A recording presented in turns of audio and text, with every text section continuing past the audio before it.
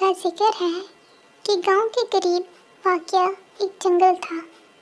उस जंगल में रानी नामी एक चिड़िया रहा करती थी, जो कि अपने शौहर और अपनी छोटी बेटी चुन्नी के साथ रहती थी।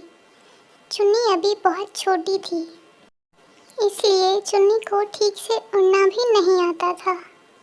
रानी और जग्गू रोज उसको कहते कि बेटा, अब तुम बड़ी होती जा रही हो, इसलिए उड़ने की कोशिश किया करो, लेकिन उसको डर लगता।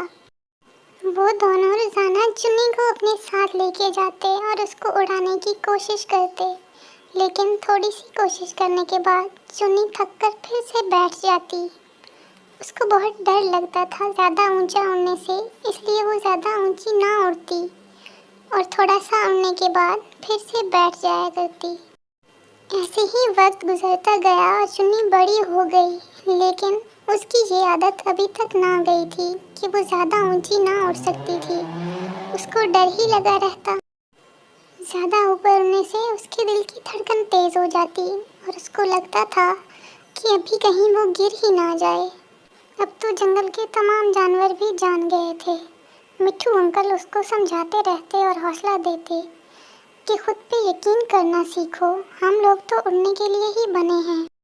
उड़ते उड़ते अगर कभी कालू कौवे का गुजर चुन्नी के पास से होता तो वो हंसते हुए चुन्नी का मजाक उड़ाने लगता कि अरे चुन्नी, आहिस्ता उड़ो, कहीं गिर ही ना जाओ, हा हा हा।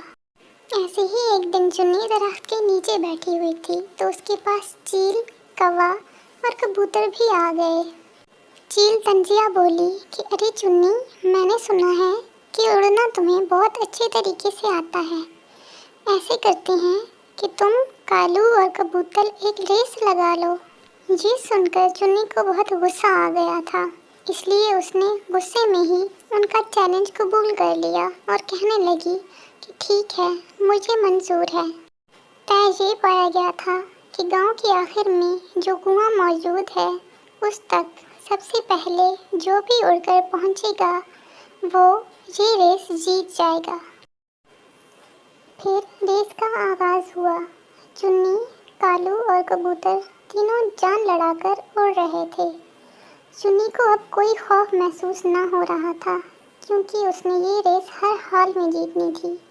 पहले तो सब बराबर बराबर उड़ते रहे, लेकिन फिर अचानक चुन्नी उनसे आगे निकल गई।